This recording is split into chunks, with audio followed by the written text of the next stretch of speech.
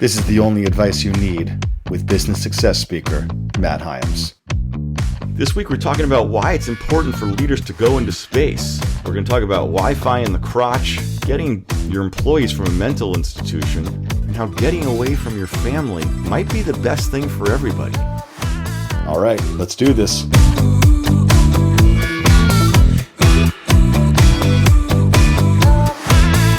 How can a leader lead effectively from space? Because let's face it, this is where all the leaders are going to be soon, and they're going to leave all their people behind. Now, some people might say, can you lead effectively if you're not on the same planet as your people? And the obvious answer is yes, of course you can. But you can't just go without the proper research and preparation. So what do you need to do first if you're a leader going to space while the rest of your company is here on Earth? Well, for one, you want to have good Wi-Fi. Make sure that your Wi-Fi in space is strong. You might want to bring an extra modem with you. I always carry a 33.6 modem with me. People say, oh, you're ridiculous. You carry 33.6K modem? Those don't even work. I say, yeah, I carry a 33.6K modem around with me because I don't know what planet I'm necessarily going to be on. I don't know what their Wi-Fi is going to be like, or their technology, or their passwords. The stereotype is that aliens are ahead of us technologically, but that's racist. That's classic ethno-alienism. There might be really dumb aliens out there who eat their own feces. I don't know, but I'm not going to rely on their modem if they're who I encounter. So make sure you got a backup. So if you're on Mars or you're on the moon, make sure it's got good Wi-Fi there and make sure you've got the password. What's the moon's Wi-Fi password? Do you know it? Find out.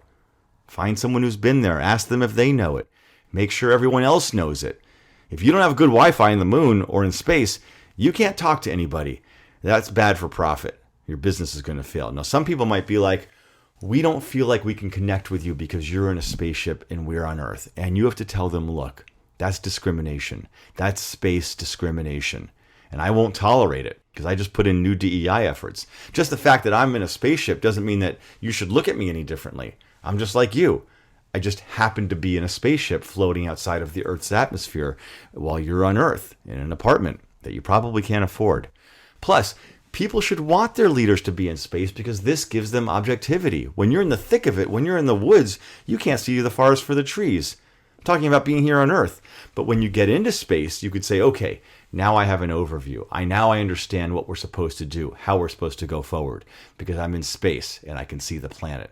Not to mention, it allows for innovation to thrive. The leader will say, I didn't see it when I was on Earth, but once I was in space, I saw it. I can see what needs to be done because I got close to the sun. I started to burn up.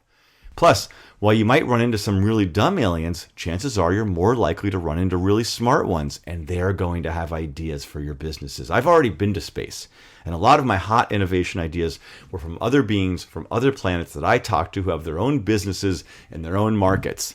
And they told me how to run a business, which is why in my own business, we don't typically turn the lights on. We simulate a space-like environment. We operate in the dark with blinking lights floating around the room. Those are meant to represent alien beings that I met, my friends. And there are beeps that play in our Sonos system in the office because that's what aliens sound like. They'll go, ooh, ooh, ooh. This took some getting used to for many employees who were used to working in light without boops. And they were not a fit for this company, so we let them go. So everyone else works in the dark with whoo and blinking lights. Now, going back to the relatability issue, I said to everyone, you might think it's hard to relate to me, but I want you to know I'm leveling the playing field and everyone is getting their own spaceship pod in the office.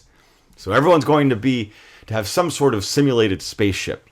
So I bought everyone those training machines, those orbitrons that they use for astronauts in NASA, where they tumble around to simulate the experience of what it's like to be in space and to be weightless. They all have to work spinning in those orbitrons. So they're always spinning. And we have a neon sign on the wall that says, ABS, always be spinning. And if they're not spinning, like if they're taking a lunch break or a brainstorm with another team member, then they're at least sitting in a model of a spaceship in a space suit in the office. And that's something. It's getting a little bit closer. And some people said to me, this isn't comfortable. It'd be comfortable if I was in a spaceship, but it's not comfortable for me to be in a spaceship in an office in a spacesuit in that spaceship. And I said, you're thinking too in the box. They said, well, I am in a box. You put me in a cheap spaceship box made of cardboard. I said, I'm giving you the tools to think outside of the box. Think of yourself in a spaceship. They said, well, why can't we go to space? I said, start your own company. Then you can go to space.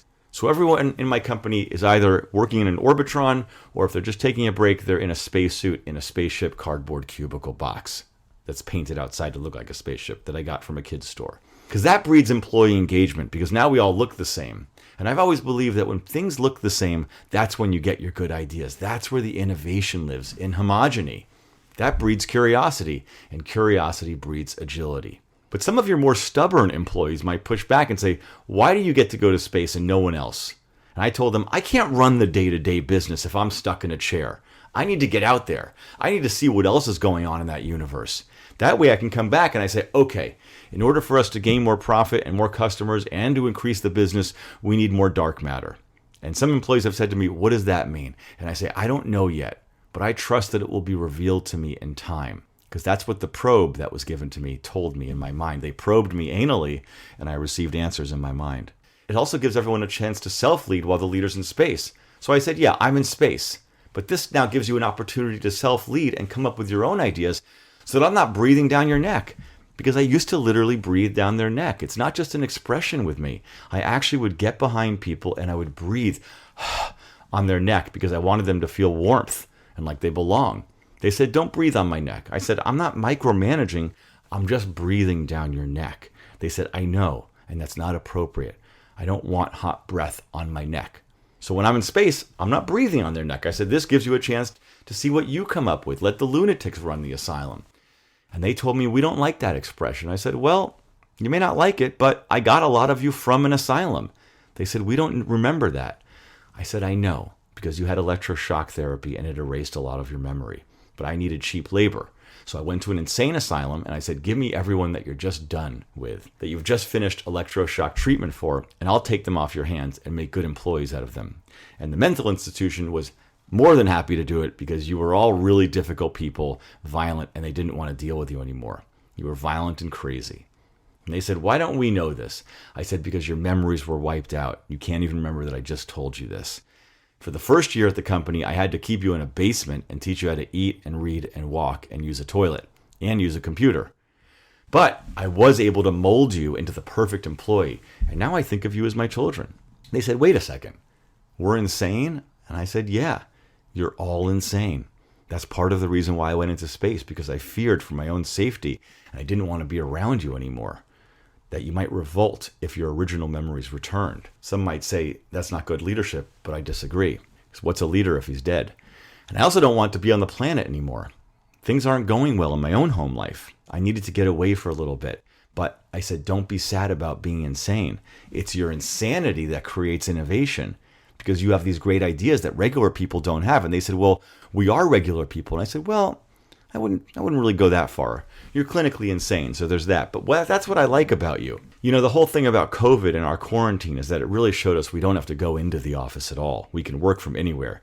So there's no difference between me working remotely from another atmosphere in a galaxy far beyond and just being in our own home. It's all virtual. And they would tell me, I know, but at least when you're in your own home, you're on the same sort of playing field. We know that you're on Earth and that's relatable. That makes you more human that you're in your own home. They said, if you're in a spaceship in space, well, now you're some sort of lofty billionaire. And I said, wow, thank you. No one's ever paid me such a high compliment before. But to your point about relatability, I said, look, I'm still flesh and bone, partly at least. I did sort of make my bottom half to be an AI computer-generated groin so that it could respond dynamically to outer space. Not to mention this is where I get my Wi-Fi from my crotch. And I'm communicating with other beings in space, and they're giving me technological information via my crotch that I wouldn't have if I hadn't gone to other dimensions in space. So really, a thank you is in order, because I'm helping the company grow, and I'm helping all of your livelihoods. Your children can go to school now, because I'm in space. And also the workplace culture begins with the leader. So if the leader's happy, the rest of the company will be happy. So if the leader needs to go to space to be happy, then let them. Their space positivity will create emotional contagion. That's going to breed positivity in the workplace culture. Now, on the flip side, when a leader's bogged down with their home life, the kids are crazy, Their inconsiderate wife is breathing down their neck and saying, you're not a part of this family anymore, and your kids resent you. You missed the pool play date last weekend, and you haven't spent any quality time with them or me, and you've been working on this space project nonstop. Well, if the leader has to deal with all that, then that's not going to help anybody. It's important for leaders to be able to get away from those nagging influences in their life so they can think proactively about what needs to be done for the business. That's leadership. That's showing the world, okay, this person's going to do what it takes to help us all thrive and move forward and progress. So when you just look at it on the surface, oh, this person's in space, they think they're better than me, they're leaving us, they don't relate to the human experience, they don't relate to the world like the rest of us. Well, yes, a lot of that is true. But that's also a limited view. That's a fixed mindset. When you look at it from the perspective of this person's doing what it takes to create innovation and to escape those limiting forces in their home life, well, then you can say, okay, this is someone who's really got the company first and foremost in their mind. So it's really up to the employee to change their own mindset and say, oh, it turns out I'm wrong. I made a mistake. Everything's my fault. I'm looking at this incorrectly. Plus, now I've been told that I'm insane. So I need to sort of take a step back and have gratitude that I made it out of the institution.